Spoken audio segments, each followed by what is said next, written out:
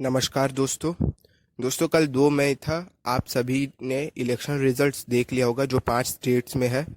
और ये election results को बारे में आज बताने में भी मेरे को उतना ज़्यादा अच्छा नहीं लग रहा, क्योंकि इंडिया में कोविड केसेस बढ़ रहे हैं, पर हम लोग का जो गवर्नमेंट है और जो मीडिया है उसका ज़्यादा ध्यान इस इलेक्शन पर था। और सबसे ज़्यादा बुरा बात यह है कि हाई कोर्ट, दो ठो हाई कोर्ट, एक तो मद्रास हाई कोर्ट और एक तो कोलकाता हाई कोर्ट ने इलेक्शन कमीशन को बोला था कि ये इलेक्शन रैलीज को थोड़ा बंद कर दीजिए ताकि ये कोविड का स्प्रेड ना हो। पर इलेक्शन कमीशन ने ऐसा कुछ नहीं किया। उन्होंने पूरा इलेक्शन को कंप्लीट करवा के ही छोड़ा। और प्लस इतना ज़्यादा भीड़ भाड़ में इलेक्शन हो रहा था कि कोविड केसेस अब इन 5 राज्यों में बढ़ने ही वाले हैं। 5 राज्य नहीं, एक पुडुचेरी, एक यूनियन टेरिटरी है। इन 4 राज्यों और एक यूनियन टेरिटरी में बढ़ने ही वाले हैं। तो और इसको लेकर मद्रास हाई कोर्ट ने इलेक्शन कमीशन को ये कहा था कि इनके ऊपर मर्डर का चार्ज होना चाहिए, जो कि मेरे अनुसार सही है। इलेक्शन कमीशन ने बहुत ज़्यादा अनफेयरली ट्रीट किया। उन्होंने एक सिंगल पार्टी के कारण पूरा इलेक्शन को पोस्टपोन नहीं किया। बंगाल में स्थिति बहुत ज़्यादा अभी ख़राब है, क्योंकि वहाँ पे कोविड केसेस इलेक्शन के बाद से बहुत ज़्यादा बढ़ रहे हैं। और अभी इलेक्शन रिजल्ट्स तो जैसे डिक्लेयर हो गए हैं और ममता बनर्जी इलेक्शन जीत चुकी है, उनकी पार्टी इलेक्शन जीत चुकी है, तृणमूल कांग्रेस। और इसी के साथ अब मेरे को जहाँ तक लग रहा है सेंट्रल गवर्नमेंट थोड़ा ज़्यादा कोविड के ऊपर फोकस करेंगे, ना कि इलेक्शन के ऊपर। तो आज हम लोग सबसे पहले ये डिस्कस करेंगे कि ममता बनर्जी, तृणमूल कांग्रेस तो इलेक्शन जीत गया है, ममता बनर्जी का पार्टी, लेकिन ममता बनर्जी नंदीग्राम कॉन्स्टिट्यूएंसी जहाँ से वो लड़ी थी वो वाला हार गई। तो क्या ममता बनर्जी अभी सीएम बन सकती है कि नहीं? तो वीडियो हम लोग शुरू करते हैं। तो सबसे पहले हम लोग को ये देखना होगा कि ममता बनर्जी को इस बार कैसा कंपटीशन मिला। सबसे पहले सेंट्रल गवर्नमेंट ने सारे अनएथिकल मोड्स अपनाए इस इलेक्शन को इन्फ्लुएंस करने के। उन्होंने ममता बनर्जी का जो पार्टी था टीएमसी, उसमें से 34 ऐसे पीपल थे जो लोग पहले एमएलए पोजीशन में थे, उन सबको डिफ्लेक्ट करके अपने पार्टी में शामिल करवाया। फिर उसमें से 13 पीपल को इलेक्शन में टिकट्स दिए अपनी तरफ से लड़ने के लिए। तो ये सब बीजेपी का था। बीजेपी ने इसमें बहुत ज़्यादा सेंट्रल फोर्सेस जैसे कि ईडी, लॉ इन्फोर्समेंट, वो सब का यूज़ किया ताकि ममता बनर्जी की तरफ के जो भी हैं वो लोग भी उनका साथ छोड़ के इधर आ जाए। तो जो फेमस लोग हैं जिन्होंने ममता बनर्जी के पार्टी से अलग होकर बीजेपी में जुड़ा, उन सब का नाम अगर लूँ तो सबसे पहले होगा शुवेंदु अधिकारी। वो नंदीग्राम सीट से अभी लड़े थे और उन्होंने ममता बनर्जी को 1736 वोट से हरा दिया है। और इसके बाद मुकुल रॉय भी थे, वो भी टीएमसी में थे। और एक तो वैशाली डालमिया, ये भी टीएमसी से थे। ये लोग मेनली फेमस नेता सब है जो टीएमसी को छोड़ के बीजेपी में ज्वाइन किए। तो अब ममता बनर्जी ने इस इलेक्शन में एक लीडर की तरह से लड़ा। उन्होंने अपने पार्टी से, जब शुवेंदु अधिकारी अलग हो गए हैं, तो उन्होंने शुवेंदु अधिकारी जिस कॉन्स्टिट्यूएंसी से लड़ते हैं वहीं पे जाके उन्होंने अपना इलेक्शन लड़ा। सारे लोग मान रहे थे कि यहाँ पे ममता बनर्जी हार सकती है, और हुआ भी वैसे ही। लेकिन ममता बनर्जी हार गई, लेकिन फिर भी उन्होंने बहुत कम मार्जिन से हारा, 1736 वोट से। और एक वक्त के लिए तो लगा था कि ममता बनर्जी 1200 वोट से आगे हैं। फिर उसके बाद शुवेंदु अधिकारी लास्ट मोमेंट में जीत गए।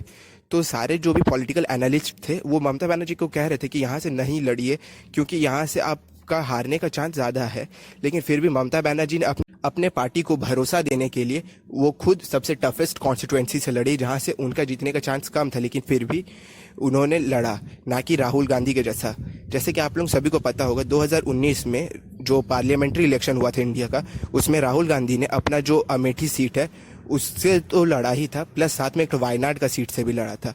और अमेठी वाला जो सीट से राहुल गांधी लड़े थे उसमें वो हार गए और वहाँ से स्मृति ईरानी जीत गई। तो ये एक, जब कोई प्रेसिडेंट अपने कॉन्स्टिट्यूएंसी को छोड़ के दूसरा कॉन्स्टिट्यूएंसी से भी लड़ता है तो उसका जो पार्टी है उसका भी थोड़ा मोरल लो होता है, ताकि उन लोगों को पता चल जाता है कि उनके प्रेसिडेंट का ही जीतने का जब चांस के कम है तो वो लोग कैसे सर्वाइव कर सकते हैं। राहुल गांधी ने वैसा ही किया। उन्होंने लीडर की तरह नहीं, एक कावर्ड की तरह अपना कॉन्स्टिट्यूएंसी को चेंज करके वायनाड में जाके इलेक्शन लड़े। लेकिन वही ममता बनर्जी ने एक लीडर की तरह सबसे टफेस्ट कॉन्स्टिट्यूएंसी जहाँ से उनका जीतने का चांस नहीं था वहाँ से वो लड़ी और एक अच्छा फाइट दी है शुवेंदु अधिकारी को। तो जब अब इलेक्शन ख़त्म हो गया है, अभी 294 सीट्स में से 292 के रिजल्ट्स आ चुके हैं। 2 सीट्स के ऊपर इलेक्शन वापस होंगे क्योंकि वहाँ के जो कैंडिडेट्स थे उनका निधन हो गया था, तो वहाँ पे बाईपोल इलेक्शन 16 मई 2021 को होगा।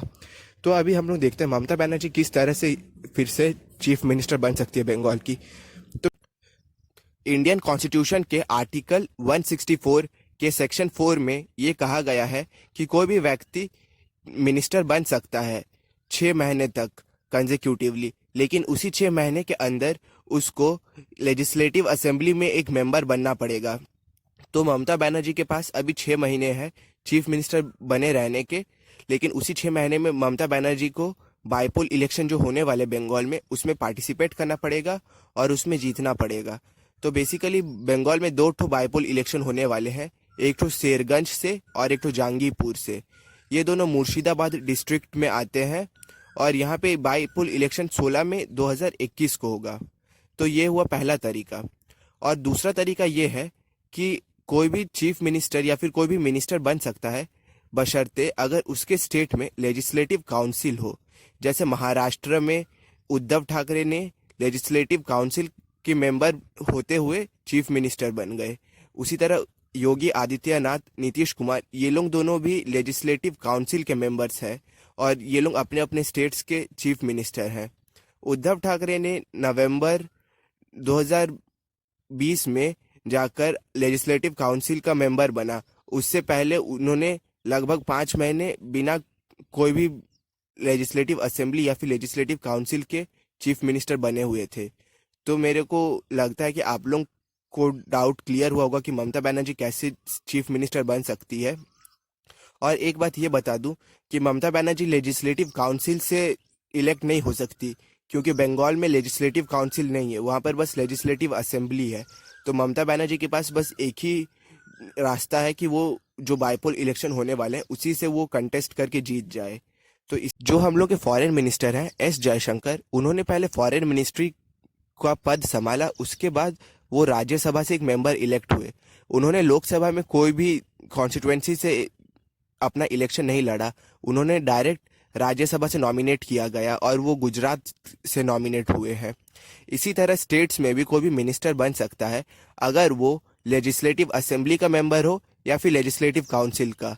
लेकिन कोई कोई स्टेट में लेजिस्लेटिव काउंसिल नहीं होता है, तो उस वक्त वो मेंबर बन सकता है लेजिस्लेटिव असेंबली के थ्रू ही ओनली। और इसी के साथ ये वाला वीडियो एंड करता हूँ। होप करता हूँ कि आज आपने कुछ नया सीखा होगा।